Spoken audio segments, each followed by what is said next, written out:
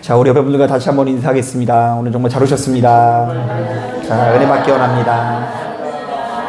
예, 감사합니다. 오늘도 바쁘신 가운데서도 이렇게 하나님을 향한 예배 자리에 나오신 여러분들을 주님의 이름으로 환영합니다. 그런데 이제 오늘은 뭐 의도치도 않게 약간 여러분들 색깔이 제 눈에는 무지개 색깔로 보여요. 그 노란색만 없고 빨주 노초 다 있고 했는데 우리 이제 정현도 이제 권사님만 색깔이 무지개랑 상관없는 색깔인 것 같은데, 아무쪼록 오늘 예배 가운데 하나님께서 돌보심과 언약의 확신이 함께 하시는 역사가 나타나시게 되시기를 주님의 이름으로 축복합니다.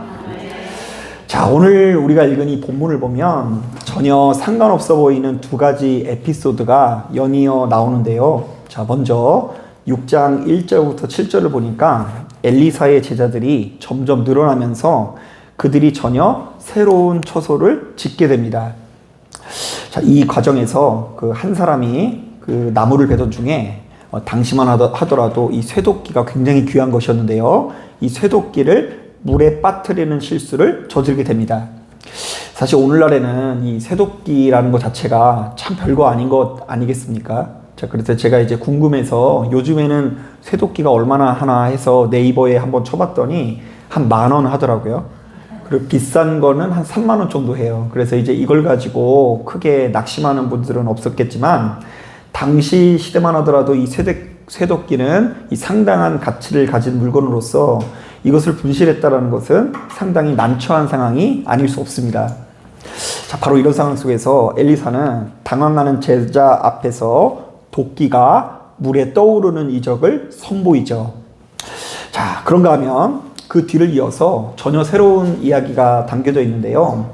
자, 아람의 왕이 북이스라엘을 침공하기 위해서 이곳저곳에 진을 치는 이야기가 나오는데요. 그런데 희한한 것은 아람의 왕이 아무리 은밀하게 진을 쳐도 이스라엘은 귀신같이 찾아내서 그곳을 방어한다라는 것입니다.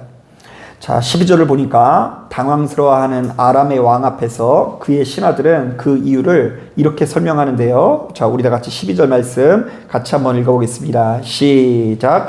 그 신복 중에 한 사람이 이르되 우리 주 왕이여 아니로소이다. 오직 이스라엘 선지자 엘리사가 왕이 침실에서 하신 말씀을 이스라엘의 왕에게 고하나이다 하는지라. 여러분, 이거 엘리사가 대단한 인물이라고 이야기하는 거 아니죠? 자, 엘리사가 섬기고 있는 누가 대단하다는 이야기를 하는 거예요. 하나님께서 이스라엘을 눈동자처럼 보호하사 그들을 망하지 않도록 도우신다라는 것이죠. 자, 그런데 지금 이 두 가지 이야기는 겉으로 보았을 때 여러분 연결되는 구석이 좀 있어 보여요, 없어 보여요? 전혀 없어 보이고 얼핏 보았을 때는 전혀 상관없어 보이지만, 바로 이 말씀을 흥미롭게도 원어상으로 보면 이 너무나 긴밀히 연결되어 있다는 걸 알 수 있는데요. 자, 왜냐하면 2절에 나오는 이 처소라는 말에 동그라미를 쳐야 돼요. 자, 2절에 뭐가 나온다고요? 처소라는 말과 8절에 나오는 진이라는 말에 동그라미를 쳐야 돼요. 자, 처소라는 말과 진이라는 말이 우리말로는 좀 다르게 느껴질 수 있지만 원어상으로는 이것이 완전히 같은 단어로 표현되어 있어요. 자, 이것을 좀 더 구체적으로 설명을 하면 본문에 나오는 처소라는 단어와 진이라는 단어는 원어상으로 마콤이라고 하는데요. 바로 이 말은 문자적으로 볼 때 서 있는 지점이라는 뜻으로서, 자, 내가 편안히 그곳에 쉬기 위해서 서 있다고 한다면 바로 그곳이 처소가 되는 거고요. 또한 그곳에 누군가를 공격하기 위해서 서 있다고 한다면 그곳이 무엇이 되는 걸까요? 진영이 되는 것입니다. 자, 그렇다면 오늘날 우리들은 이 본문의 내용을 이렇게 해석해 볼 수 있을 것 같아요. 자, 첫 번째로 하나님께서는 우리가 편안히 쉴 수 있도록 처소가 되어주시는 분이시다. 자, 한번 따라해 보겠습니다. 하나님께서는 우리가 평안히 쉴 수 있도록 처소가 되어주시는 분이시다. 이런 말씀을 보세요. 지금 이 엘리사의 제자들은 자신들의 처소가 너무나 비좁게 느껴져서 그것을 개선하기 위해서 공사를 진행하지 않습니까? 자, 그런데 얼핏 보았을 때 제자들의 숫자도 이전보다 훨씬 더 많아졌고 엘리사를 따르는 백성들의 신망도 올라갔으니 이 공사는 순조롭게 진행될 것처럼 보입니다. 자, 아니나 다를까 주변에서 그 귀한 무엇도 빌려줬어요? 쇠도끼도 빌려주는 장면을 클로즈업 하면서 이 엘리사가 이 이스라엘 백성 안에서 얼마나 신망이 높았는지를 우리들에게 제시해주고 있습니다. 하지만 그럼에도 불구하고 바로 이 처소를 공사하는 과정에서 하나님의 개입하심이 필요해요? 안 필요해요? 필요해요. 왜냐하면 처소를 공사하는 과정에서 그 중요한 쇠도끼가 없어졌기 때문입니다. 자, 그렇다면 이제 이 처소는 도무지 완공될 수도 없고 엘리사의 제자들은 쉴 곳을 얻을 수 없을지도 모르는 일입니다. 자, 바로 이때 하나님께서 개입하사 그들의 문제를 해결해 주시고요. 또한 그들이 편히 쉴 수 있는 처소를 허락하시는데요. 여기에 담겨 있는 메시지는 명확합니다. 자, 봐라. 하나님께서는 우리가 편안히 쉴 수 있도록 처소가 되어주시는 분이시다. 자, 그런가 하면 두 번째로 하나님께서는 우리가 평안히 쉴 수 있도록 원수의 진영을 흔드시는 분이라는 메시지도 담겨져 있어요. 자, 한번 따라해 보겠습니다. 하나님께서는 우리가 평안히 쉴 수 있도록 원수의 진영을 흔드시는 분이시다. 자, 사실 여러분들에게 생소할지 모르겠지만 사실 이 아람과 북이스라엘의 싸움은 꽤 오랜 기간 동안 지속되었는데요. 자, 열왕기상 20장을 보면 북이스라엘의 아합 왕이 아람과의 전쟁을 벌여서 한때 승리한 적도 있지만 바로 이 전쟁을 하루빨리 매듭짓지는 못하고요. 바로 이 전쟁이 여로보암 2세 때까지 이어집니다. 열왕기하 14장까지 이어져요. 그러니까 거의 100년 동안 아람이라는 왕국과 북이스라엘이 치열하게 전쟁을 벌인 거죠.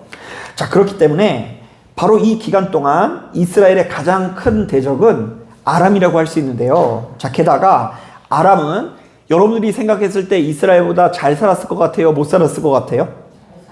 예, 그냥 웬만하면 다 잘 살았다고 하면 돼요. 이스라엘은 별로 잘 사는 나라가 아니에요. 이스라엘이 전쟁에서 이 힘으로 이긴 나라는 사마리아밖에 없어요.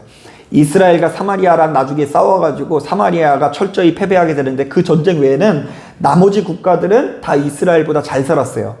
자, 아람은 이스라엘을 능가하는 강대국으로서 그 지역에 엄청난 영향력을 끼친 나라였는데요. 참고 삼아 말씀드리자면 여러분 예수님께서 돌아가실 때 이렇게 말씀하시는 거 기억나세요? 엘리 엘리 라마 사막다니, 나의 하나님 나의 하나님 어찌하여 나를 버리셨나이까, 이렇게 하는 이 절규하는 장면이 있죠.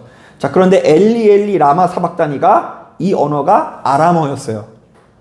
예수께서 돌아가시기 직전에 그 아람어로 자신의 이 속마음을 토로하시는 것을 보면 이 아람이라는 국가가 역사 이래로 얼마나 강성한 나라였는지를 우리는 짐작해 볼 수 있죠. 자, 그런데 이스라엘은 이렇게 강대한 아람의 침공에 맞서서 패배를 합니까? 승리를 합니까? 승리를 거두고요. 어떤 일이 있어도 이스라엘은 망하지 않는데요. 자, 이것은 그들이 오늘날처럼 드론이나 레이더 기술이 발달해서가 아니라 이스라엘을 눈동자처럼 살피시는 누구 덕분이죠? 하나님 덕분이었는데요. 하나님께서 이스라엘을 친히 모아사 그들이 망하지 않도록 도우시는 분이라는 메시지가 담겨져 있어요. 자, 그렇다면 여기에 메시지도 이렇게 정리해 볼 수 있어요. 자, 봐라. 하나님께서는 우리가 편안히 쉴 수 있도록 원수의 진영을 뒤흔드시는 분이시다. 자, 바로 이런 관점에서 오늘 우리가 읽은 이 본문을 묵상하는 우리들은 우리가 평안히 쉬기 위해서, 끝없는 위로를 받기 위해서 어디에 머물러 있는지를 돌아봐야 하고요. 또한 우리의 진정한 처소가 어디인지를 보다 명확히 해야 합니다. 자, 여러분들은 여러분들의 심령이 죽을 지경에 이르렀을 때, 여러분 심령에 여러 가지 고통과 패배감과 자책감과 외로움 등이 다가올 때에 여러분들의 마음을 위로해주는 처소는 어디인 것 같으세요? 아이고, 할렐루야. 자, 제가 최근에 참 재밌는 글을 읽었는데요. 현대인들은 우리도 모르는 사이에 과거에 비해 패배감, 자책감, 외로움 등과 같은 이 감정적인 고난이 커지다 보니까 자신도 모르게 이 같은 감정들을 달래고 견디기 위해서 아주 다양한 행동들을 자신의 처소로 삼고 있다고 합니다. 자, 그러면서 현대인들이 이 자신의 마음을 위로받기 위해서 이 선택하게 되는 5가지 처소들을 그 글에서 소개하고 있는데요. 자, 먼저 첫 번째로 사람은 이 자기 안에 가득한 부정적인 감정이 이 고치가 되면 자신도 모르게 그것을 해소하려고 하는 본능적인 행동이 나타나게 된다고 합니다. 자, 그게 뭐냐면요.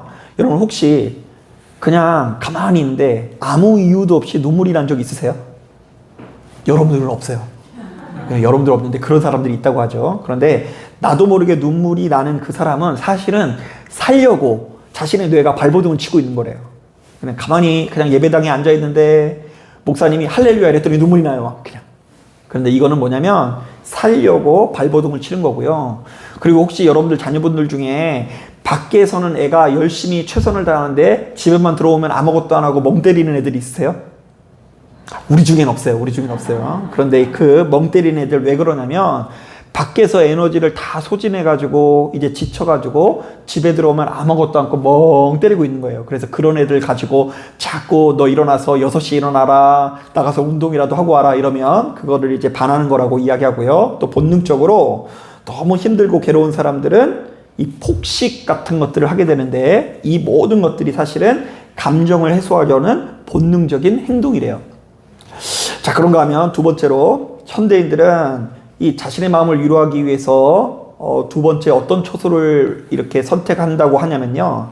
타인과 자꾸 자신을 연결시키려고 하는 행동을 보인다고 합니다. 자, 누군가에게 찾아가서 나의 속마음을 자꾸 털어놓으려고 하고요. 나를 공감하고 교제해줄 다양한 커뮤니티, 모임 같은 것들을 만들다고 하는데요. 실제로 제가 일전에 함께 신앙생활하는 분 중에 한 분은 일주일에 모임이 5개, 6개 있는 분이 있는데 그 모임에 참석하지 않으면 생활이 유지가 안 된대요. 답답하고 우울하게 느껴지고 집에 혼자 있는 게 못 견뎌서 모임을 일주일에 5개, 6개 나갔는데 그분의 아내는 좋아할까요? 안 좋아할까요? 비밀이에요. 근데 그 아내가 굉장히 좀 힘들어했던 기억이 나요. 자, 그것뿐만 아닙니다. 요즘에는 뭐 스포츠나 콘서트에 참석해서 대형 팬덤을 이루는 현상도 그렇게 해석을 하는데요. 특히 임영웅은 거의 예수님급이에요. 임영웅 콘서트에 가면은 아무런 삶에 낙이 없었던 우리 이제 중년 이상의 여성들이 그 임영웅의 한마디 한마디에 눈물을 흘리면서 깊은 감정적인 위로를 받는데 그것도 일종의 너무나 고독하고 괴로운 이 가운데 자신의 마음을 위로받으려고 하는 어떤 보상심리라고 해석을 하더라고요. 또 한 가지는 이 감정의 회피라는 것이 있는데 이것은 이제 무엇인가에 딴 생각으로 몰입하는 경향이 있습니다. 그러니까 이제 지금 삶이 너무 고통스럽다 보니까 넷플릭스라는 것에 가보면 이 1회부터 마지막 회까지 다 있거든요. 그거를 하루 종일 틀어놓고 멍하면서 텔레비전 보는 거예요. 그 영화를 보고 음악에 몰입하고 드라마에 몰입하고 또한 쇼핑이나 게임 중독에 이렇게 몰입하고 이 게임이나 쇼핑에 중독하는 것 자체가 일종의 감정의 회피라고 할 수 있습니다. 내가 이 죽겠는 마음, 외로운 마음을 가만히 있으면 죽겠으니까 그 게임을 통해서 쇼핑을 통해서 풀어내는 거죠. 자, 그리고 요즘 새롭게 등장한 이 많은 현대인들의 이 피난처가 뭐라고 이야기하냐면 미지의 분노 대상을 선정하는 움직임이 있다고 합니다. 이건 뭐냐면 자신의 부정적인 감정을 달래기 위해서 불특정한 다수를 향한 이 괜한 분노가 격화된다는 이야기예요. 자, 그러니까 가뜩이나 이 마음에 안 드는 이 마음, 이 지긋지긋한 이 속상한 마음을 누구 욕하면서 풀어야 돼요? 정치인 욕을 해야죠. 특정 당을 욕해야죠. 어떤 사람은 빨간 당 욕하고 어떤 사람은 파란 당 욕하면서 이 분노를, 자기의 분노를 이렇게 표출한다고 하고요. 또 이 심각한 사람은 뭐냐면 특정한 연령대, 어린아이들이나 여자들을 향한 이 강한 분노를 가지고 표출을 한다는 거예요. 그런데 사실은 그 안에 이미 가득 자리 잡고 있는 부정적인 감정 때문이라고 이야기합니다. 그런데 이러한 사고에 사로잡힌 사람은 결국 사과와 반성은 인생에 없고 타인을 향한 공격과 판단으로 이어져서 스스로의 인생을 망칠 거라는 설명을 곁들이더라고요. 그러니까 여러분, 이 타인을 향한 분노로 부정적인 감정을 풀어버리면 안 되겠죠. 자, 그러니까 여러분 너무 정치 이야기 교회에서 많이 하면 안 되는 이유가 거기 있는 거예요. 정치 안에서 하나가 되기가 참 어려운 거예요. 이 같은 성향이 있는 사람들끼리 그렇게 이야기를 실컷 하고 욕하고 나면 시원할지 모르겠지만 그게 이제 영적으로 좋다고 보기는 어려워요. 그렇게 욕하는 사람이 어떻게 겸손해지고 묵상을 하고 회개할 수 있겠어요? 다 판단하고 정죄하고 문제죠. 자, 그런데다가 이 다섯 번째로 뭐가 있냐면 이 자아성찰의 피난처를 선택하는 사람도 있대요. 그래서 이제 모든 것을 내려놓고 산으로 들어가는 사람이 많이 있다 없다? 있다. 그래서 실제로 우리나라에서 가장 그 시청률이 높은 프로그램 중에 나는 자연이라는 프로그램이 있었는데 그거 한 10회 정도 끝났을 때 거기 이제 출연진들이 그리고 제작진들이 고민했대요. 야, 우리가 이 정도 돌아다녔으면 이제 자연인이 더 없을 것 같은데 이제 이거 더 못하겠다. 그런데 그 자연인이다라는 프로그램이 지금 끝났어요? 안 끝났어요?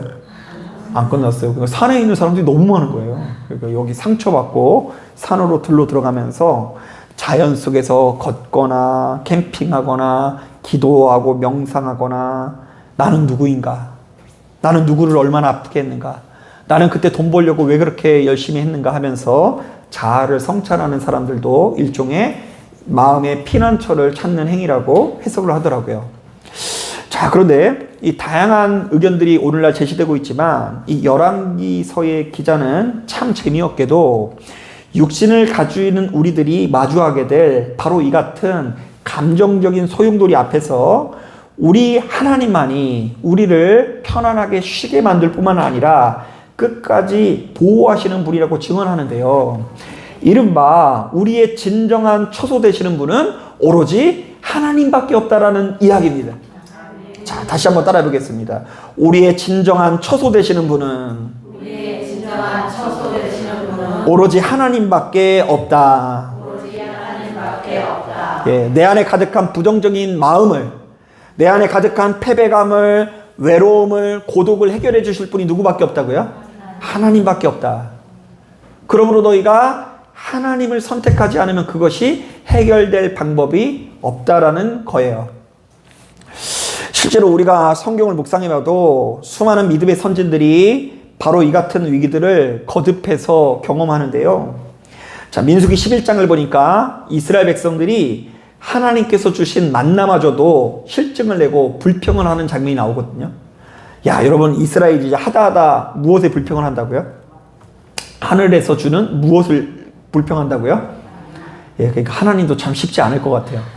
쥐들이 뭘 했어요? 만나 얻으려고. 그런데 그 만나도 계속 하나님께서 공짜로 주시면 귀한 줄을 몰라요. 그게 그렇게 감사한 일이 아닐 수 있는 거예요. 자, 그러니까 이 모세가 크게 시험에 들어서 하나님께 이렇게 불평합니다. 이 모든 백성을 내가 배웠나이까? 내가 그들을 낳았나이까?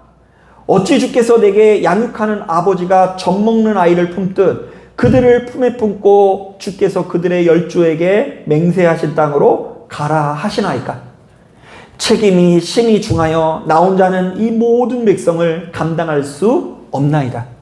자, 지금 모세도 피난처가 필요한 것 같죠? 너무 속이 상해서 내가 이 모든 백성을 배웠나이까? 내가 낳았습니까? 내가 이 백성들과 무슨 상관이 있길래 이렇게 내가 헌신해야 됩니까? 인내해야 됩니까? 나는 할 수 없습니다 라고 하면서 목소리를 높이는 장면이 나와요. 그런가 하면 요즘 우리가 엘리사 이야기를 하고 있는데 사실 이스라엘 백성들이 더 엘리사보다 크게 여기는 선지자가 있는데 엘리야예요. 자, 그런데 엘리야는 우리가 잘 알고 있는 것처럼 이세벨 여왕과의 위협 속에 완전히 절망해서 로뎀 나무에 숨어서 이렇게 기도하는데요. 이게 기도인지 아닌지 한번 들어보세요. 여호와여, 넉넉하오니 지금 내 생명을 거두시옵소서. 나는 내 조상들보다 낫지 못하나이다. 여러분, 이거 기도인 것 같아요? 아닌 것 같아요? 자기를 어떻게 해달라고 그러죠?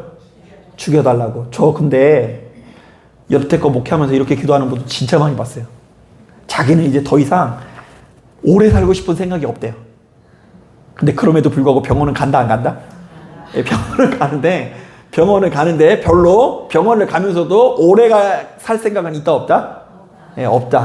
하나님, 난 낙이 없고 이제 그냥 별로 재미도 없고 그냥 하나님 날 죽여주시옵소서 이러는 이 엘리야와 같은 고백하시는 분 진짜 많이 보게 돼요. 자, 그리고요, 욥도 역시요, 원인도 알 수 없는 엄청난 고난이 그의 인생에 반복되잖아요. 욥처럼 고난을 많이 겪는 사람이 없어요. 어느 날 갑자기 번개가 떨어져가지고 양과 소와 낙타가 죽고, 언젠가 갈대아 사람들이 쳐들어와가지고 그 안에 있는 일하는 종들이 다 죽고, 집이 무너지고, 집이 무너지는 가운데 자식들이 다 죽어버려요. 그런데다가 이제 하다 몸에 육체에 종기가 나가지고 이 사기 그릇으로 몸을 긁는 아주 비참한 지경에 이르게 됩니다. 그러니까 욥이 이 욥기서 내내 이제 죽고 싶다라는 말로 계속해서 고백을 이야기해요. 그래서 여러분, 욥이 믿음이 좋은 사람이라고 여기면 오해인 거예요. 우리랑 똑같은 사람이에요. 욥은 1장부터 마지막 장까지 죽고 싶다는 말만 계속하고 있어요. 그런데 제 눈에 이 가장 공감이 가는 고백을 하나 골라왔는데요. 뭐라고 욥이 고백하고 있는지 들어보세요. 내가 두려워하는 그것이 내게 임하고 내가 무서워하는 그것이 내 몸에 미쳤구나. 나에게는 평온도 없고 안일함도 없고 휴식도 없고 다만 불안만이 있구나. 자, 한번 따라 보겠습니다. 나에게는 평온이 없고 안일도 없고 휴식도 없고 불안만이 가득하다. 여러분, 지금 제가 언급한 사람들 다 믿음 좋은 사람들이잖아요. 모세가 뭐라고 이야기한다고요? 하나님, 내가 쟤네들을 배웠습니까? 내가 쟤네들을 낳았습니까? 내가 도대체 왜 이렇게까지 헌신하고 수고하고 인내해야 됩니까? 여러분, 성경에서 가장 능력이 많은 사람 엘리야잖아요. 그 엘리야가 뭐라고 기도했다고요? 여호와여, 이제 내가 할 만큼 했사오니 지금 내 생명을 거두시옵소서. 별로 살고 싶지 않습니다. 욥도 역시 당대의 의인이라고 알려져 있었는데 반복되는 고난 앞에서 뭐라고 이야기한다고요? 나는 평안도 없고 안일도 없고 휴식도 없고 불안만이 있구나. 자, 그런데 여러분, 어머니 따졌을 때 이분들의 고백이 사실은 누구의 고백이에요? 여러분들의 고백이에요. 아닌 척하면 안 돼요. 때때로, 시시때때로 여러분들에게 이런 마음이 찾아올 수 있어요. 하나님, 내가 저놈의 새끼를 배웠나이까? 배웠네요. 낳았습니까? 낳은 분들이 많네요, 지금 여기. 자녀들을 보면서 그렇게 생각할 수 있어요. 하나님, 저놈의 왼수를 내가 지금까지 이렇게 키웠는데 그냥 내가 언제까지 그냥 젖꼬라지를 봐야 됩니까? 여호와여, 지금껏 내가 열심히 살았지만, 제가 열심히 살았지만 더 이상 낙은 없고 희망도 없고 불안만이 내 안에 가득합니다. 지금 나는 조카오니 내 생명을 거두어 가시옵소서. 자, 그런데 그럼에도 불구하고 병원은 간다 안 간다? 예, 그러니까 이제 죽고 싶다는 말을 쉽게 하시면 안 돼요. 그렇게 하면서도 또 막 극에 이르면서도 어디 아프면 또 자꾸 뭘 먹어요. 이렇게 나으려고 그렇게 몸을 챙겨요, 다들. 자, 그런데 결국 제가 이야기했었던 모세도 그렇고 엘리야도 그렇고 욥도 그렇고 결국 이들의 끝없는 고통 가운데 이들을 다시금 일으켜 주시고 세워 주시는 분은 결국 누구일까요? 하나님이세요.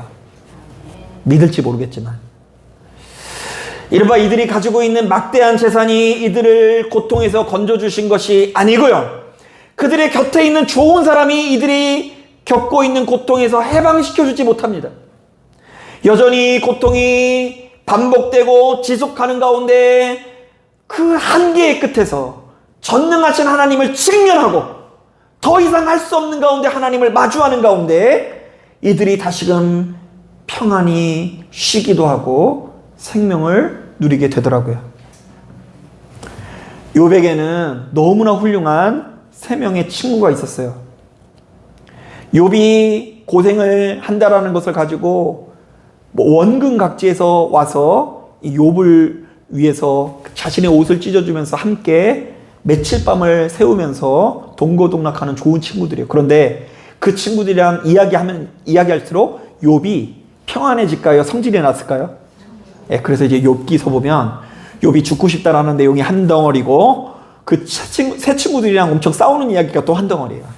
봐보세요. 그래서 이제 결국 이 계속 걔네들끼리 논쟁이 그치지 않다가 속만 더 시끄러워지다가 결국 이 욥이 누구랑 마주하고서 마음이 평안해질까요? 하나님을 마주해요. 하나님이 뭐 무슨 말을 해준 것도 아니에요. 이게 무슨 해답인가 싶을 정도로 하나님께서 왜 이런 말을 하실까 싶을 정도로 짧게 대답하십니다. 그런데 전능자 하나님과 마주하는 동시에 그 마음에 있는 불안이 해소가 되는 걸 볼 수 있어요. 여러분, 이 민수기 11장을 보면 모세가 너무 힘들어하니까 모세를 위해서 무려 70명의 장로들을 세워줘요. 야, 장로가 한 명만 있어도 든든한데 몇 명이라고요? 근데 70명으로 인해서 이 모세가 이제 더 이상 마음이 괴로움이 없이 평안했을까요? 그렇지 않아요. 오늘 새벽에 말씀을 보니까 그 형제였던 미리암과 그 아론이 반역을 해가지고 그 모세의 자리를 호시토탐 노리는 것을 보게 돼요. 그리고 그 70명의 장로들 중에도 다 말을 듣는 게 아니라 2명의 장로는요, 진영에 나가보지도 않고 자기 집에서 농땡이를 피는 장면이 보이게 됩니다. 그런데 희한한 것은 그 농땡이 피는데도 불구하고 성령을 주세요, 안 주세요? 예, 주세요. 왜냐하면 모세와 함께 이스라엘을 잘 경영하라고 하나님께서 힘주시는 이야기가 담겨 있어요. 결국 이 모세에게 힘주시고 능력 주시는 분은 하나님이었고 하나님이 피난처가 되어주셨어요. 또한 여러분 믿으실지 모르겠지만 이 엘리야가 낙심해져 있을 때 엘리야에게 떡 구워준 사람이 누구일 것 같아요? 결국 하나님이십니다. 하나님께서 당신의 천사를 보내주셔서 당시로서는 너무나 귀한 생수를 보내주시고 떡을 구워주셔서 이 엘리야를 잘 먹이고 입히시는 장면이 성경에 기록되어 있어요. 자, 그래서일까요? 신명기 33장을 보면 모세가 이제 곧 약속의 땅에 들어갈 이스라엘에게 뭐라고 권면한 줄 아세요? 여러분 생각해 보세요. 조금 있으면 젖과 꿀이 넘쳐흐르는 약속의 땅에 들어갈 이스라엘 백성들에게 여러분들이라면 뭐라고 조언할 것 같아요? 가서 재테크 잘해라. 거기 가서 뭐 이렇게 저렇게 재산 관리를 잘해라. 이렇게 하고 농사를 잘해야지 뭐 저 거둔다 이런 얘기를 할 것 같은데 이 모세가 이제 죽음을 이제 앞두고 있어요. 자신은 약속의 땅에 들어가지 못하고 이스라엘 백성들은 더 이상 자신들이 이렇게 양육할 수 없다는 걸 알고 있어요. 그런데 이 모세가 뭐라고 유언하냐면요. 한번 들어보세요. 영원하신 하나님이 내 처소가 되시니 그의 영원하신 팔이 내 아래에 있도다. 그가 내 앞에서 대적을 쫓으시며 멸하라 하시도다. 자, 이게 어떤 얘기예요? 오늘 본문에 담겨 있는 말씀과 똑같아요. 하나님께서 너희를 평안케 하시기 위해서 너의 처소가 되어 주실 것이다. 하나님께서 너를 평안케 하기 위해서 너희 원수들의 진영을 흔드실 것이다. 자, 이것은 이스라엘 백성들이 결국 약속의 땅에 들어갈지라도 그곳에 젖과 꿀이 넘쳐흐르는 땅을 얻게 될지라도 그들을 온전히 위로하시고 보호하시고 고통에서 해방시켜 주실 분은 오로지 하나님이라는 이야기를 하는 것입니다. 자, 바로 이런 차원에서 모세는 너희가 눈앞에 보여지는 것에 현혹되지 말고 눈에 보이지 않는 하나님을 우리의 반석이자 처소 삼을 것을 요구하십니다. 자, 그런데 저도 강단에 서서 맨날 이것을 이야기하지만 많은 사람들이 평생을 신앙생활해도 이것이 무엇인지를 잘 깨닫지 못하는 경우가 많습니다. 여전히 이 처소 되신 하나님이 무엇인지, 어디가 나의 심령을 고통에서 벗어버리게 만드는 괴로움을 해결해주는 이 피난처가 되는지를 우리의 일생에 제대로 발견하지 못하는 분들이 많이 있더라고요.